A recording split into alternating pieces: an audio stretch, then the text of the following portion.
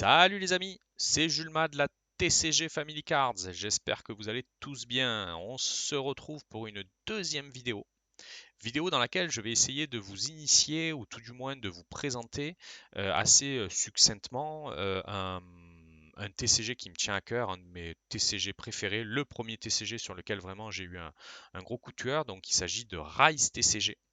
Rise TCG, c'est quoi? C'est un TCG donc créé, qui a été kickstarté donc enfin, dans l'année 2022, fin 2022, et qui est créé donc par François Von Aurélie, un Français qui fait la quasi-exclusivité des illustrations des cartes, qui a créé aussi le gameplay, etc. Donc chapeau à lui déjà. Et donc sur lesquels il y a eu une première sortie en avril 2023, donc c'était la version alpha, donc en anglais. Donc première série de Rise TCG. S'en est suivi après en novembre 2023 la Prestige, toujours pareil, c'était une édition un petit peu à part sur de l'anglaise. Et après en 2024 est arrivée la première édition française, donc la bêta, qui est sortie en 2024, FR cette fois-ci. Et très récemment, en janvier 2025, la Candypocalypse, donc que je vais vous présenter aujourd'hui. Donc là, c'est vraiment le set d'extension de Rise, vous verrez, avec des illustrations vraiment très sympas. Donc basé justement, Candypocalypse, sur tout ce qui va être, vous verrez, il y a pas mal d'illustrations. C'est assez rafraîchissant. Vous verrez pas mal de fous de bouffe, si je puis dire, voilà, des illustrations assez qui vont attirer, que ce soit les hommes ou les femmes, les enfants, etc. Enfin voilà, vraiment un set qui est vraiment super sympa en termes d'illustration. Et donc voilà, l'objectif de la vidéo, c'est de vous présenter un petit peu le gameplay de comment on peut commencer à jouer à Rise. Alors encore une fois, je suis pas un expert, je commence quand même à connaître bien le jeu, mais voilà, il peut y avoir des misplays pendant la vidéo. Je pense que vous m'en tiendrez par rigueur, mais en tout cas voilà, c'est vraiment vous présenter les bases de comment je peux commencer à jouer à Rise TCG et vraiment les préquels de la construction d'un deck, etc. Enfin voilà, quelles sont les différentes mécaniques qu'on pourra trouver dans ce magnifique TCG. Donc là, on se retrouve donc sur Tabletop. Je mettrai en lien tous les liens Tabletop, etc. du site internet de Rise. Je mettrai tout dans la description en fin de vidéo. Donc là, on est sur un deck préconstruit. Donc c'est le deck Enchantement. Donc vous voyez, même tous les produits sont vraiment hyper quali. Voilà, donc là on est sur le deck Enchantement, sur lesquels, donc dans chaque deck, en fait, vous avez exactement 54 cartes, c'est-à-dire que vous avez les 50 cartes, on va dire, de base, vous avez les deux invocateurs et vous avez les ressources, entre guillemets. Donc, pour vraiment débuter, dans le gameplay de Rise, déjà, la première des conditions, on va dire, c'est comment je vais gagner dans Rise. Tout simplement, dans Rise, vous avez dans chaque deck, enfin dans chaque deck préconstruit ou dans chaque deck que vous allez construire, vous allez avoir deux invocateurs, ce qu'on appelle les invocateurs. Donc là, vous voyez par exemple, c'est Heidbell et c'est Z Armée Choco. D'accord.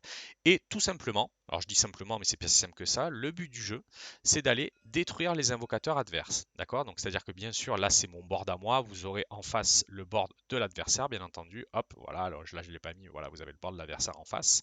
Et donc le but du jeu, tout simplement, c'est d'aller détruire effectivement les invocateurs de l'adversaire. Donc chaque invocateur a des points de vie que vous voyez en bas de la carte. Donc vous voyez qu'en bas vous avez un petit 8 avec un cœur, c'est-à-dire que Heibel a 8 points de vie. D'ailleurs vous pouvez le notifier ici, voilà. Et Zad Armichoco a 9 points de vie. Donc le but du jeu, on va partir par là.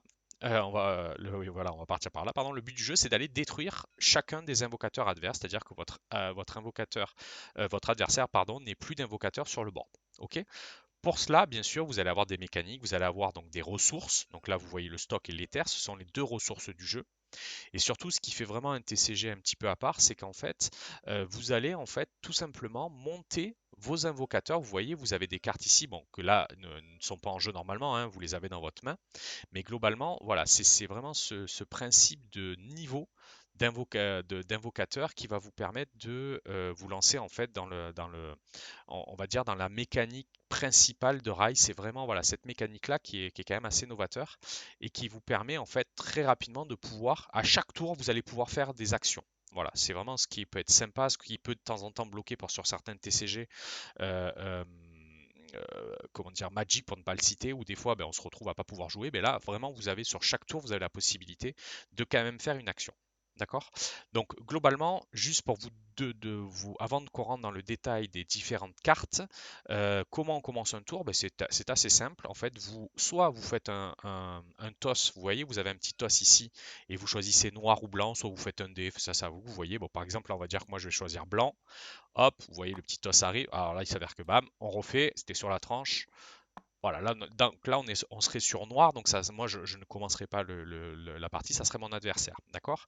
Donc le premier joueur en fait qui va commencer la partie doit effectivement tirer 6 cartes et le second joueur va piocher 4 cartes, sachant que le premier joueur qui pioche 6 cartes va prendre 2 gold. C'est comme ça qu'on commence, sachant que le gold, vous verrez, c'est ce qui vous permet de pouvoir jouer des cartes, etc. C'est une ressource qui va vous permettre de jouer des cartes. Donc, pour commencer, très simple, vous tirez vos 6 cartes dans votre jeu. Comment dire, l'adversaire va tirer ses 4 cartes, d'accord?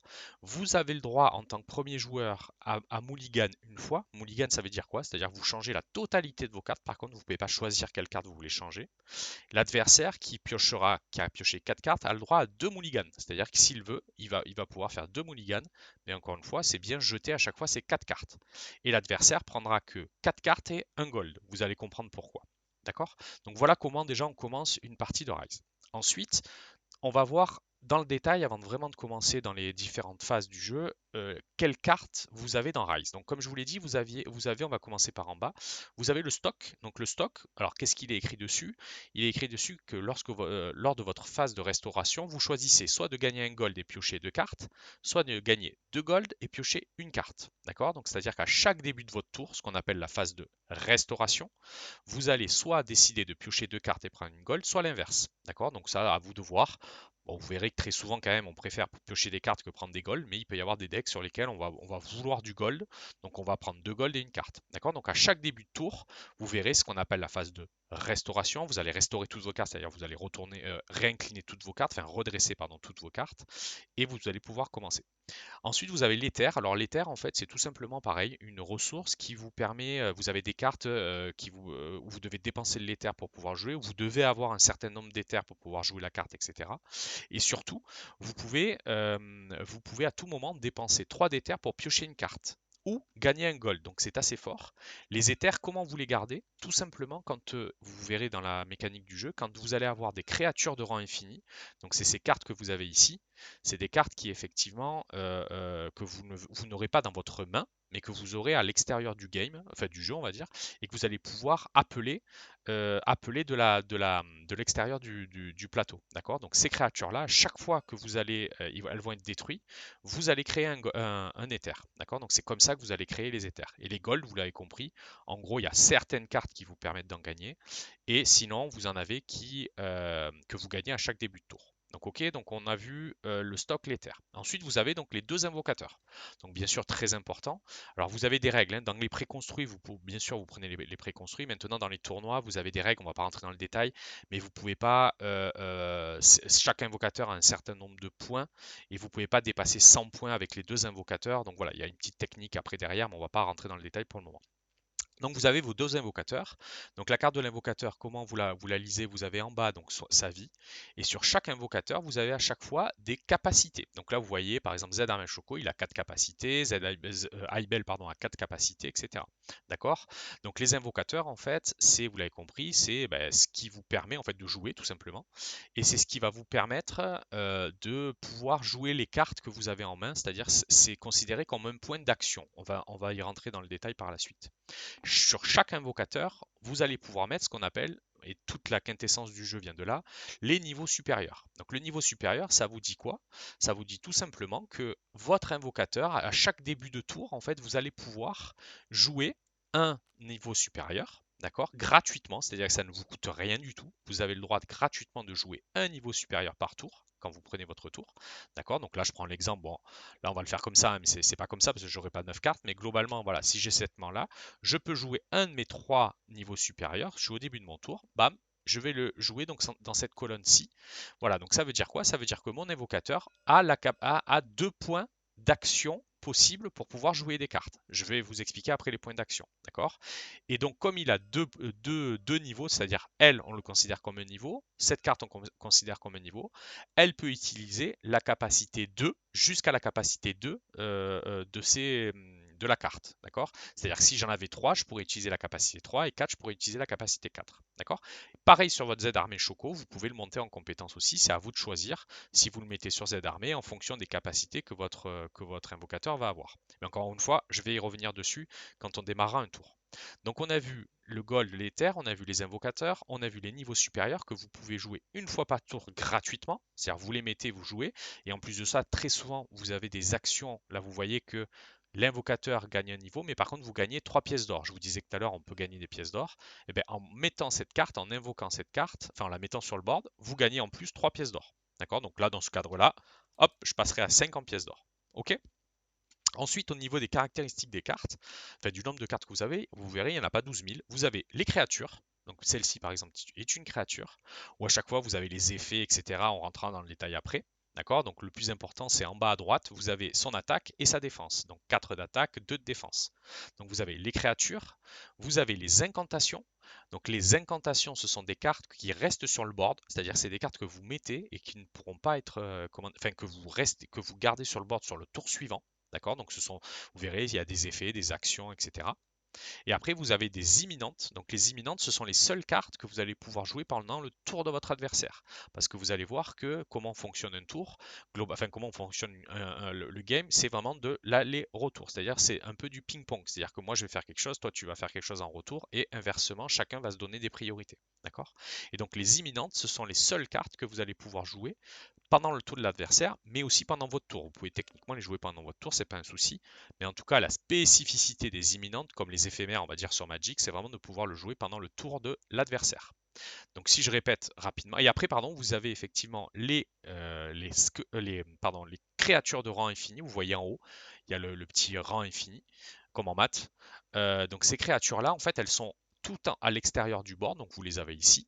D'accord? Et c'est des créatures que vous allez pouvoir appeler par des compétences, par des cartes, etc. Par exemple, si je prends la compétence de Zedamie Choco, la première compétence qu'il a, c'est 1, appeler une créature zombie de rang infini. D'accord? Donc ça veut dire que ces créatures-là vont pouvoir être appelées. Donc c'est pas invoqué, attention, c'est à appeler de l'extérieur. Donc ce sont des créatures qui viendront de l'extérieur. Vous n'avez pas besoin de les avoir dans vos 50 cartes que compose votre deck dès le départ. Ok? Donc voilà, globalement au niveau des cartes, on n'a pas autre chose. Donc on a le stock l'éther, on a les invocateurs, les niveaux supérieurs, et après vous avez les créatures, les incantations qui restent sur le board et les imminentes. Toutes ces cartes-là, hormis les imminentes, c'est ce qu'on appelle des constantes. C'est-à-dire toutes les cartes qui vont être sur votre board, hormis les cartes de la gauche, toutes ces cartes-là, hormis les imminentes, encore une fois, les imminentes, celles-ci, vous les mettez, elles sont exclues directement. Donc là, vous ne voyez pas bien, mais il y a la petite zone d'exclusion. C'est ce qu'on appelle les cartes constantes. Très rapidement aussi, c'est en parlant de la zone d'exclusion que je vous ai pas. Au niveau du board, c'est assez simple. Vous avez le stock l'éther, vous avez vos deux invocateurs là, vous avez le cimetière là, vous avez comment dire, votre deck ici, et vous avez ici une petite zone d'exclusion. Mais quand les créatures sont détruites ou quoi, bah, vous les mettez dans votre zone d'exclusion. C'est pas plus simple que ça, pas plus compliqué que ça. Et après, vous avez ici le petit os, parce que vous verrez que Rise, vous avez vraiment pas mal comment dire, il y a quand même un facteur chance où vous allez faire pas mal de tirages de toss. Donc soit noir, noir on considère que c'est un échec, et blanc on considère que c'est un succès. Et en fonction de ça, vous allez voir, il y a quand même beaucoup de mécanique qui est liée à cet échec ou ce succès. Voilà au niveau des cartes. Vous voyez, en plus j'ai mis le t-shirt de l'occasion, le beau t-shirt Rise. Voilà, c'était pour la petite aparté. Donc voilà au niveau des cartes. Maintenant, comment va se passer un tour? Donc globalement, vous avez il y a plusieurs phases. Donc vous avez d'abord ce qu'on appelle la phase d'éveil. La phase d'éveil, c'est tout simplement vraiment la première phase quand vous allez commencer à jouer. C'est en fait l'éveil de vos invocateurs globalement. C'est-à-dire que normalement, quand vous commencez à jouer, vous êtes comme ça, vous n'avez pas de cartes en jeu, etc. Ce qu'on va faire éventuellement. Écoutez, regardez, on va faire un truc comme ça. Même si j'ai beaucoup de cartes, mais au moins vous allez comprendre les mécaniques. Tiens, je vais les prendre dans la main, pas toutes peut-être, mais je vais en prendre quelques-unes dans la main. Celles-là, on va les virer. Voilà. Donc, comment va se passer un tour? Ok. Donc, comme je vous disais, toutes les cartes que vous allez jouer, chaque carte que vous jouez vous coûte un point d'action. c'est pas plus compliqué que ça. C'est-à-dire que chaque carte que vous jouez, ça c'est très important, va vous coûter un point d'action. Les points d'action, c'est quoi? C'est pas les stocks, c'est pas les terres, c'est tout simplement vos invocateurs et les niveaux supérieurs que vous allez mettre dessus. Je m'explique. Elle, on considère que Aibel, c'est un point d'action en tant que tel. Lui, c'est un point d'action en tant que tel. Comment vous allez consommer votre point d'action? C'est assez simple. Vous allez incliner votre invocateur. C'est-à-dire que là, si j'incline Aibel, je vais dire j'utilise Aibel, c'est-à-dire j'utilise mon point d'action pour pouvoir jouer une carte. Encore une fois, chaque carte vous coûte un point d'action.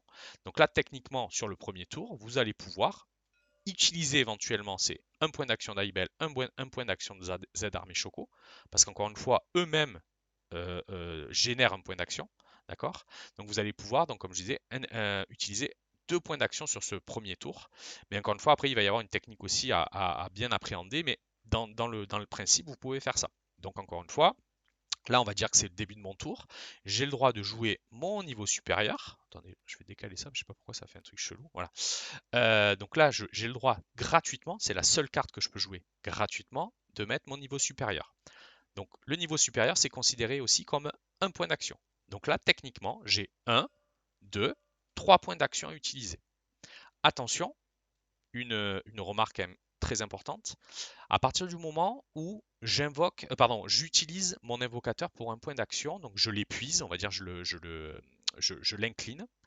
Donc ça veut dire qu'à partir du moment où il est incliné, je ne pourrai pas, pendant le tour de mon adversaire, l'utiliser pour pouvoir éventuellement réagir avec des imminentes. Parce que je vous ai dit que les imminentes, c'était les seules cartes que vous pouvez jouer pendant le tour de votre adversaire, pour pouvoir contrer, pour pouvoir faire des actions, etc. Donc toute la subtilité, en fait, c'est de dire, très souvent, vous allez voir que vous allez utiliser finalement qu'un des 2 invocateurs avec ces niveaux supérieurs pour pouvoir jouer, pour garder pendant le tour de l'adversaire un invocateur détapé comme celui-ci pour pouvoir utiliser justement des imminentes. D'accord? Mais là, techniquement, on va prendre le cas où je suis au premier tour. Normalement, l'adversaire ne peut pas faire grand-chose au premier tour, il ne pourra pas m'attaquer, etc. Donc je vais dire, par exemple, j'utilise un point d'action d'Aibel, d'accord? Et je vais jouer, je sais n'importe quoi, hop, on va jouer une créature. Donc là, j'ai utilisé mon point d'action pour jouer ma créature. Donc là, c'est amer. Donc là, au niveau de la créature, je vous ai dit pour l'instant, on va se focaliser sur l'attaque qui est à 4 et la défense qui est à 2. Donc c'est une créature fée. Vous verrez plein de petits logos sur les cartes. Donc ça, c'était un parti pris de François pour justement ne pas trop surcharger la carte d'informations. Chaque logo a bien sûr, à ses caractéristiques. Donc là, vous les voyez en haut. Ce que je vous invite à faire, moi, ce que je fais beaucoup dans les initiations, vous voyez, regardez, moi, je me suis fait une petite truc en rigide comme ça, où vous avez l'ensemble des logos avec l'ensemble comment dire, des caractéristiques des logos. Alors au début, oui, ça peut être un peu compliqué parce que il y en a beaucoup, mais après vous verrez, c'est assez, voilà, c'est assez simple à comprendre. Là, par exemple, vous voyez quand vous voyez les ailes, elle a le vol, etc. Enfin, il y a pas mal de logos qui sont quand même assez simples et une fois que vous aurez fait 3, 4, 5 parties, les logos, vous les connaîtrez. Mais en tout cas, voilà, faites un petit truc comme ça, sinon, voilà, ça coûte 2 euros. Et au moins comme ça, de toute façon, je vous mettrai toutes les règles, bien sûr, sous la description, mais voilà, ça peut être assez simple. Donc là, si je reviens à ma partie, j'ai utilisé un point d'action d'Aibel, il m'en reste un second. Encore une fois, chose très importante, c'est obligatoirement, vous devez d'abord utiliser l'invocateur en point d'action. Pourquoi? Parce que si j'utilise, je dis n'importe quoi, si j'utilise d'abord mon niveau supérieur et que finalement j'utilise pas d'autres points, que ça à l'adversaire à jouer, en fait, de toutes les façons, celui-là il sera perdu. C'est-à-dire que l'invocateur, c'est vraiment le premier à être utilisé dans vos points d'action. Voilà, ça c'est une règle, c'est comme ça. C'est encore une fois pour ne pas gruger en fait l'adversaire. Donc c'est vraiment d'abord utiliser le point le point d'action de l'invocateur en question et ensuite je vais aller utiliser mon niveau supérieur. Donc là, globalement, je vais dire, hop, je vais utiliser le deuxième point niveau supérieur, enfin le niveau supérieur, pardon, en point d'action, et je vais jouer, encore une fois, là c'est une incantation, c'est une carte que je joue, donc ça me coûte un point d'action. Vous voyez, j'ai toujours pas utilisé mes golds, j'ai toujours pas utilisé autre chose, j'ai utilisé que mes points d'action là. Donc elle, c'est une incantation, donc qui va rester sur le board. Donc souvent on a l'habitude de les mettre en bas, les créatures on a l'habitude de les mettre en haut, d'accord? Donc elle dit quoi? Que on place une charge sur cette carte et que les créatures avec ordre que vous contrôlez ont +1/+1 par charge. Donc globalement, là normalement on place un dé, vous mettez une charge, c'est-à-dire que dès que je vais avoir des créatures qui auront horde, donc lui il fait beaucoup de horde, enfin, il donne la horde à des créatures, en fait, je vais avoir un plus un sur les capacités de ma créature. Donc c'est-à-dire que si par exemple celle-ci avait horde, d'ailleurs toutes les fées, voilà, d'ailleurs celle-ci a horde, parce qu'il y a bien écrit que toutes les créatures fées en horde, et bien il prendrait un plus un. Donc on serait à 5-3. Au lieu de 4 d'attaque, on serait à 5, et au lieu de 3 de 2 de défense, on serait à 3. D'accord? Donc voilà globalement l'incantation, comment ça fonctionne. Donc celle-ci, elle va rester sur le board. Et vous voyez d'ailleurs qu'en bas, vous avez un petit 3 avec une pièce. Donc là, c'est vraiment le logo, du TOS. C'est-à-dire quand vous avez une pièce avec des petites flèches sur le côté.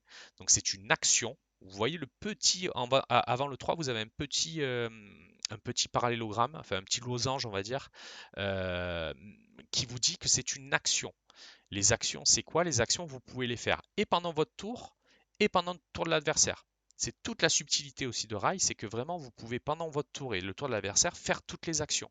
Donc vous verrez que très souvent, vous avez beaucoup de cartes sur le board, donc toute la mécanique de se dire attention, il faut que je fasse ça, enfin il y a beaucoup de triggers en fait, il faut que je fasse ça, il faut que je fasse ça, etc. Donc c'est vraiment un jeu qui peut faire mal à la tête, on va pas se mentir, c'est assez complexe parce qu'il y a beaucoup d'actions, des cartes que vous mettez en jeu, etc. Donc d'où l'intérêt d'être calme et de chaque tour regarder bien toutes les cartes que vous avez sur le board. Celle-ci dit par exemple que pour 3 gold et un toss, c'est-à-dire que je vais payer 3 de gold, là par exemple là on va dire qu'on le fait, donc je vais descendre à 2, je vais faire un toss, et si le toss y réussit, je vais ajouter une charge à cette carte. Donc là je tire mon toss, donc on va voir, c'est un succès, donc là je passerai à plus 2 sur toutes mes créatures qui ont la horde. Donc c'est-à-dire que là, dans ce cadre-là, bim, celle-ci, elle serait à plus 2. D'accord, d'ailleurs on va mettre ça, ça sera peut-être plus clair. Tac. Voilà, vous voyez, celle-ci, on serait à plus 2. D'accord? Donc là, c'était un play un peu parfait. Donc là, techniquement, j'aurai encore un point d'action à jouer. Encore une fois, c'est toujours à mon tour. Par contre, à chaque fois que je fais un point d'action, donc là, on est sur le premier tour, mais mon adversaire peut tout à fait répondre. D'accord? Il pourra répondre qu'à partir du moment où ses invocateurs. Alors attendez, ce qu'on va faire, regardez, ça sera encore plus sympa. Vous allez avoir mal à la tête 2 secondes, mais je vais prendre 2 invocateurs, j'aurais pu le faire. Tac, on fait en direct live. Voilà, imaginons, allez, on est pendant un tour, donc lui, il a ces 2 invocateurs-là.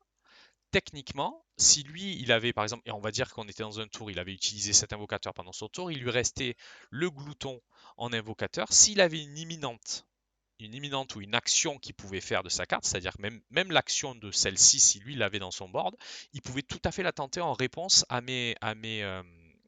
comment dire, au fait que j'ai joué des cartes, d'accord? À chaque fois que je joue, en fait, je laisse la priorité, enfin, une fois que j'ai joué ma carte, je laisse la priorité à l'autre joueur pour qu'il puisse me répondre. C'est vraiment du ping-pong.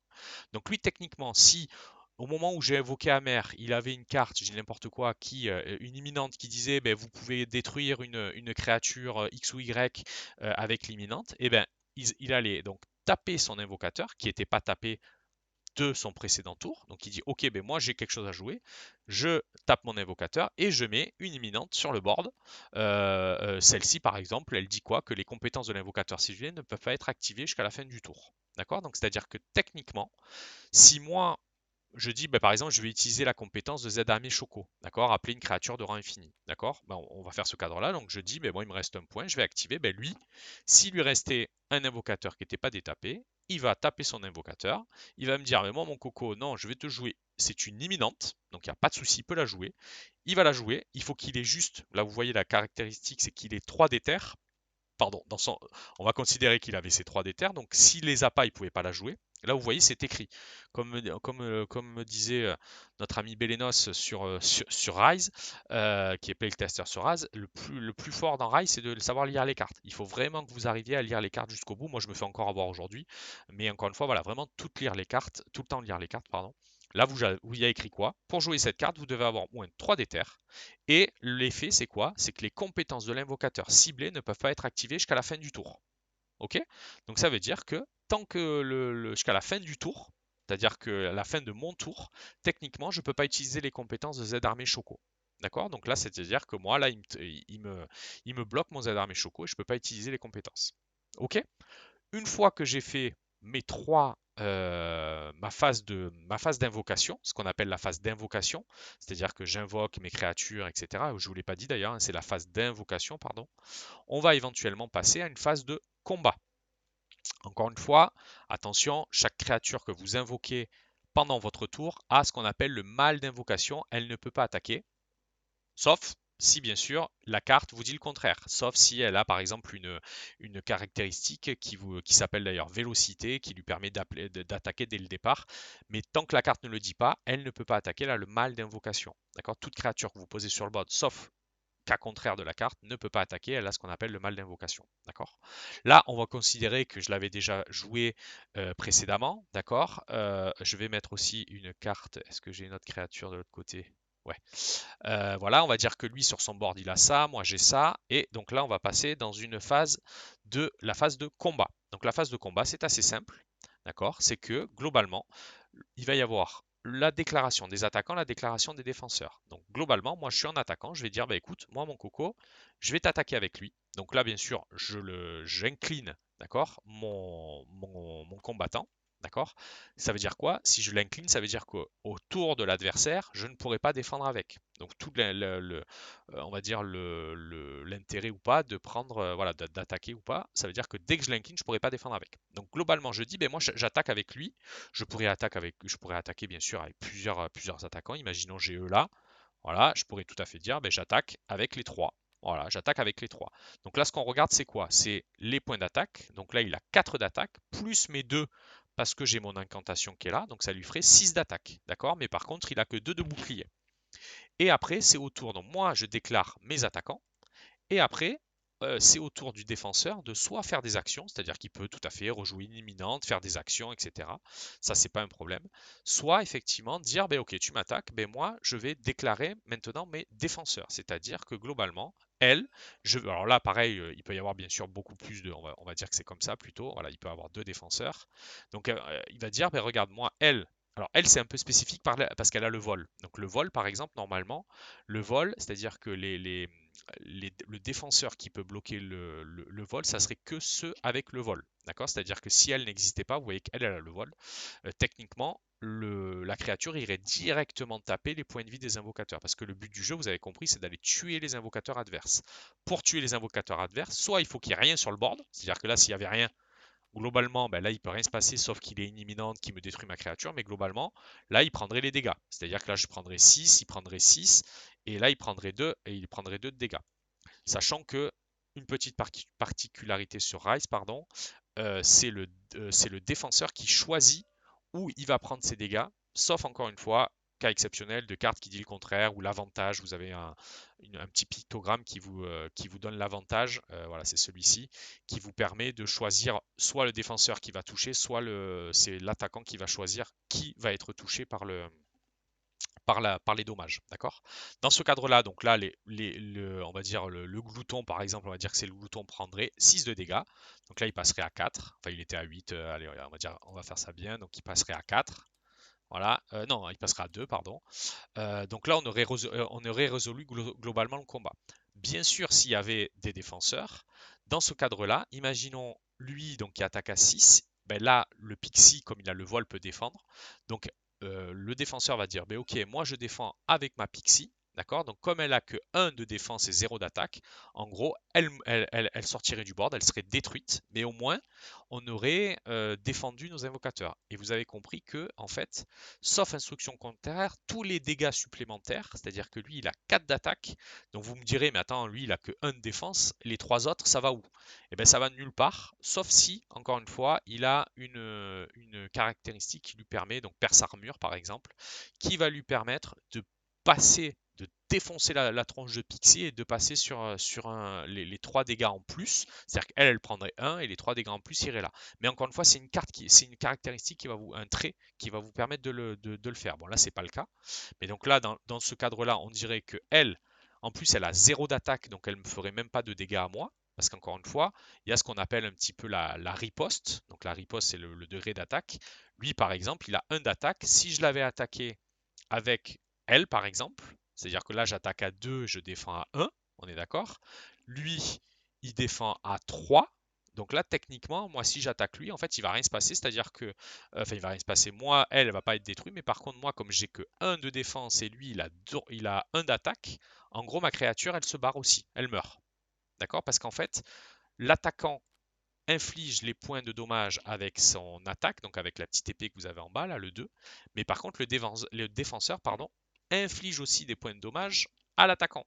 D'accord? Et après, vous faites la résolution, c'est-à-dire combien tu as d'attaque, combien tu as de défense, et en fonction, on regarde et on fait la résolution. D'accord? Sachant que si vous avez une créature de rang infini qui part dans votre cimetière, alors c'est les seuls qui partent pas pardon, dans le cimetière, les créatures de rang infini, elles reviennent, comme je vous l'avais dit, elles viennent de dehors, donc elles reviennent ici.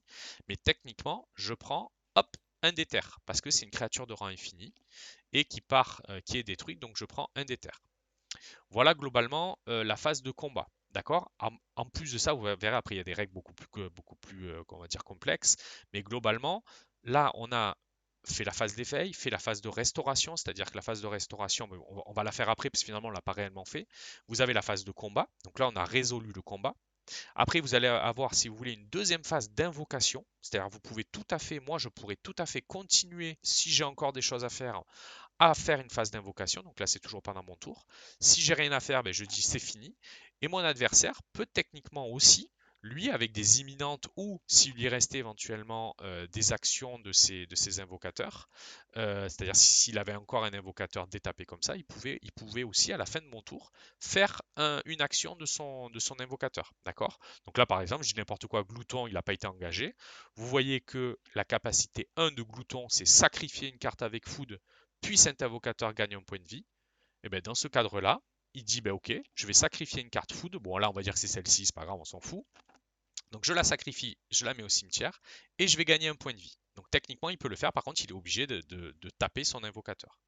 Une fois que lui il dit bon ben ok moi j'ai plus rien à faire, fin du tour et allez on va reprendre un nouveau tour. Donc là on va dire que c'est au tour de l'adversaire, donc on va dire que c'est là. Et qu'est-ce qui se passe autour de l'adversaire? Ben, il y a ce qu'on appelle effectivement la phase de restauration. On reprend. Restauration, c'est quoi?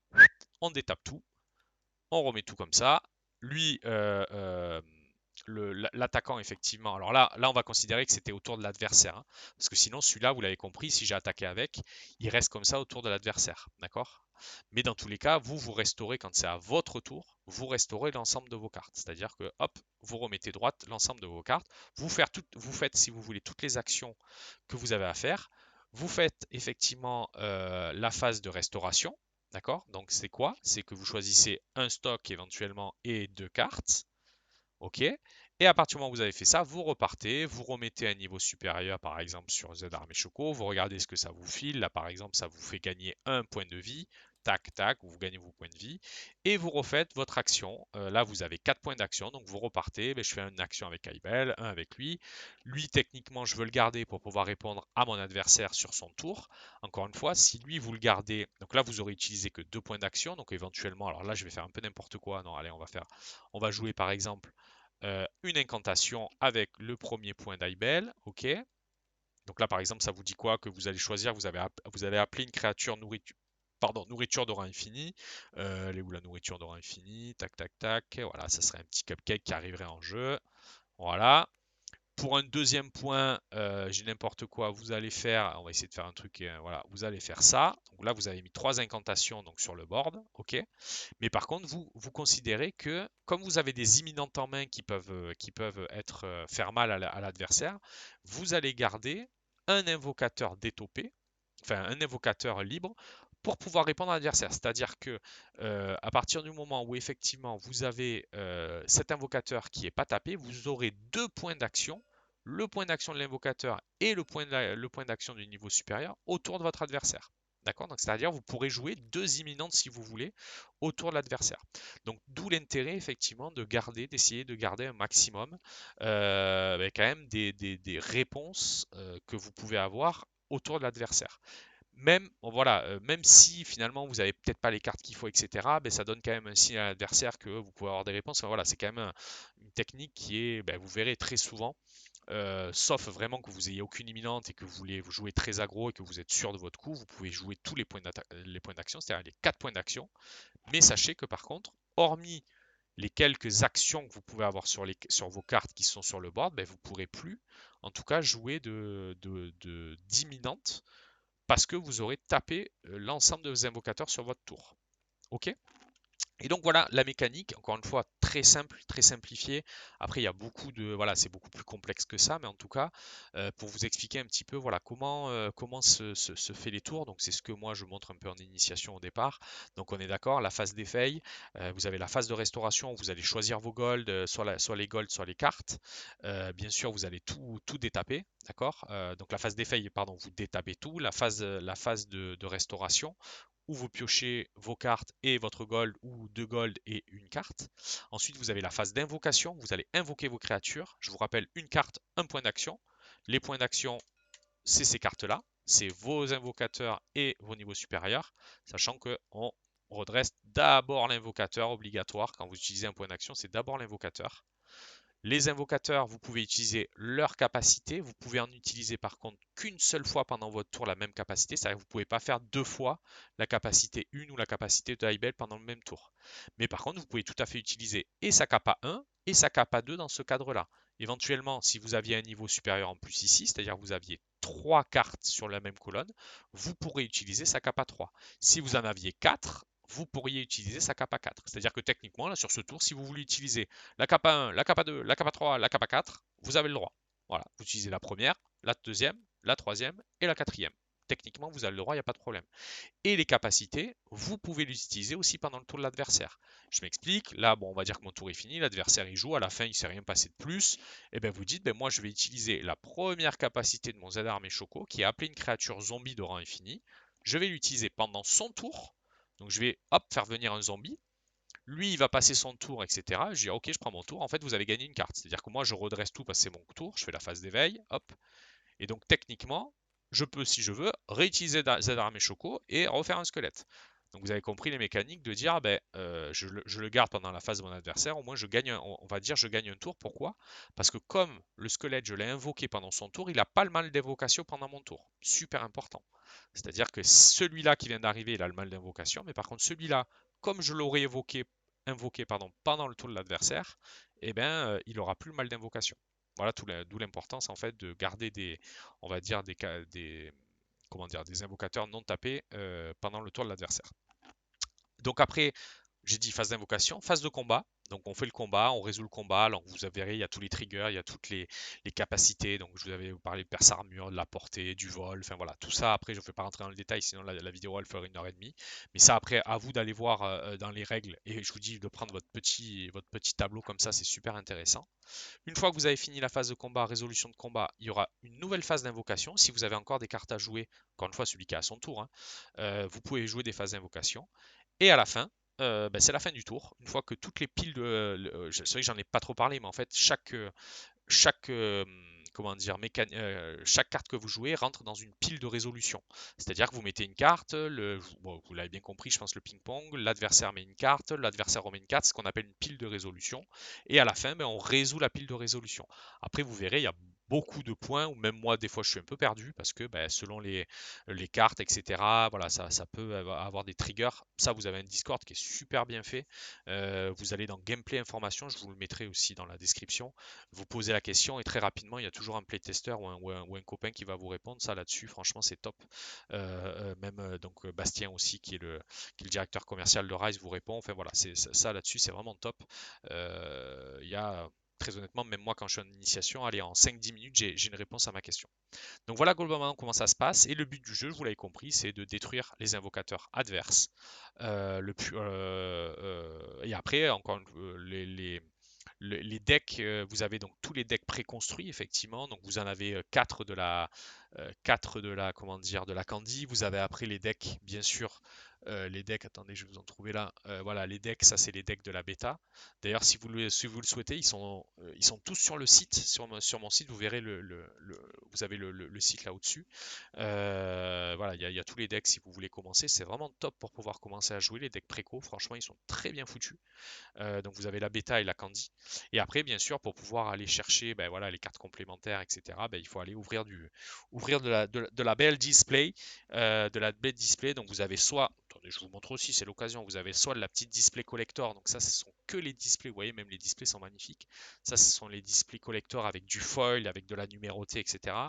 Et après, vous avez les displays standards. Donc ça, c'est la candy standard. Voilà, où vous avez 30 36 boosters à l'intérieur. Voilà, ça c'est vraiment pour compléter vos decks. Voilà globalement, encore une fois, c'est assez succinct, bon ça a quand même 40 minutes, mais je suis pas rentré dans le détail, alors vous m'excuserez si j'ai fait peut-être quelques misplays, mais voilà, sur vraiment les règles de base.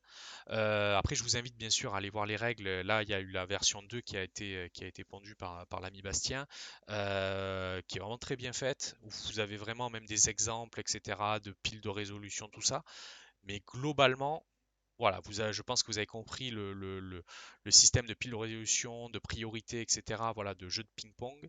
Et après, le système des différentes cartes imminentes, incantations, celles qui restent sur le board, celles qui s'en vont,